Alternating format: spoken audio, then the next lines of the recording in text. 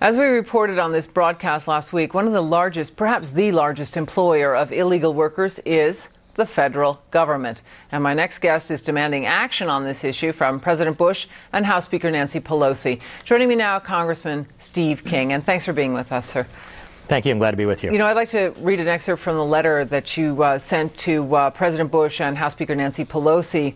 And it really takes to task this real problem in the government. As the government body empowered by the Constitution of the United States to enforce laws, it is imperative that you demonstrate to the nation that you are not above the law. We must set a good example to the nation. Now, according to a 2006 Inspector General audit of the Social Security Administration and government agencies, including the federal government, workers who are not authorized to work in this country are working for the federal government. How do you think that that can happen? Well, I think it's obvious that the federal government has just decided that they're not going to police their own forces, that they'll hire indiscriminately without using the basic pilot program, which we have been asking employers to use across this country for more than 10 years. And I think it shows also the attitude that comes from the White House that we're going to be pretty lax about this, and maybe if the problem gets big enough, then we can advance the amnesty. Well, now the shoe's on the other foot. The broader immigration reform policy is dead. Now we all need to focus on the enforcement of the existing laws we have, and this is the most egregious that I know of. Well, certainly enforcement should never have been abandoned. And, you know, it really is interesting. You talk about the pilot program, and this is a program where an employer can cross-check a Social Security number. The Department of Homeland Security and the Social Security Administration have the tools to actually do this cross-checking. Why aren't they doing it? I have no idea why, and we've raised this issue now for a few days. Of course, the letter will then hit the President's desk pretty soon, and as soon as we turn this around after the 4th of July. And I think not only should he issue a directive to all of his offices and every department to go in and use the basic pilot and clean up the illegal employees that they have. And the most likely number that we can see out of this sample is perhaps 11,000 workers working for government who are not authorized to do so in the United States.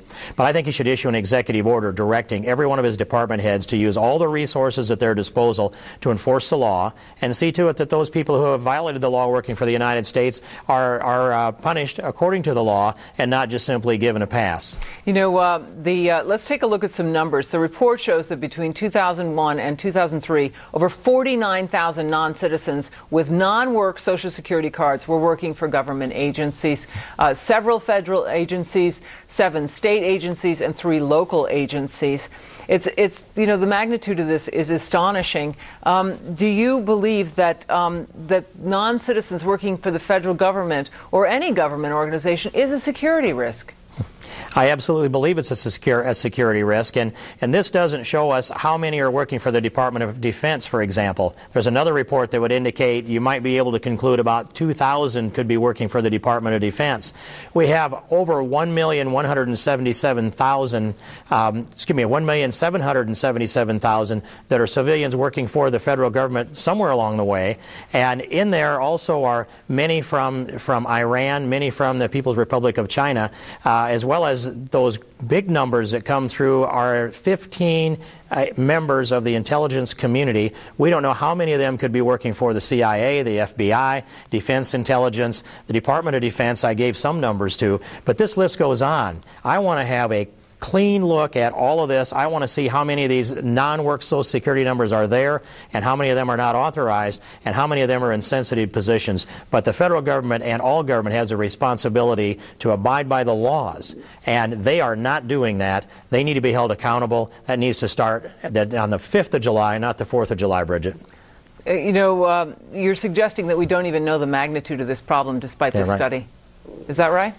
I've looked at these numbers and rolled them around over and over again, trying to put some linkages together where I could say to the American people, we have X number of government employees, which are around 21 million, and yet this report has what government often has as deniable links in there, so that you can't link it and say we can extrapolate out a certain number or a certain percentage of all employees. It's only a certain percentage of a sample, so we can't know, and we can't get access at these numbers. The federal government has has the data, though, between the Social Security Administration and the Department of Homeland Security. They just need to run those databases against each other. And by the way, the IRS needs to come into this picture. That's the other entity out there that has data that needs to be linked together. I want all three of them working together to enforce our immigration laws, and they need to clean up their standards before they're going to impose a policy on America and say that it can be done in a far greater magnitude than the employees of government in the United States today. Well, we certainly commend you on your vigilance, and thank you very much for coming on the program tonight to discuss it. Representative Steve King. Thank you, sir. Thank you, Bridget.